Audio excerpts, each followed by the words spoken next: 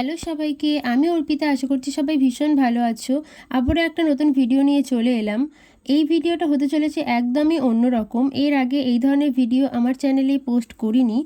তো যাই হোক, ভিডিওটা শুরু করা যাক। আজকে দেখাবো একটা কুর্তি তৈরি করে, মানে কাটিং স্টিচিং সবটাই দেখাবো।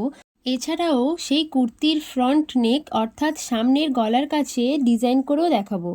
তো চলো শুরু করা যাক। এই ধরনের কুর্তি এখন বেশ ট্রেন্ডিং চলছে, আর মার্কেটেও এই ধরনের কাস্টমাইজ কুর্তির বেশ দাম। তাই ভাবলাম আমি নিজের জন্য একটা তৈরি করে ফেলি। তো সেই মতো আমি এখানে ব্যবহার করছি পুরোটাই সুতির কাপড়, আর নিয়েছি সাদা লেস। এই 1 মিনিটের ভিডিওতে সবটা ডিটেলসে দেখানো সম্ভব না, তাই যতটা পেরেছি শর্টে তোমাদের সঙ্গে শেয়ার করার চেষ্টা করেছি।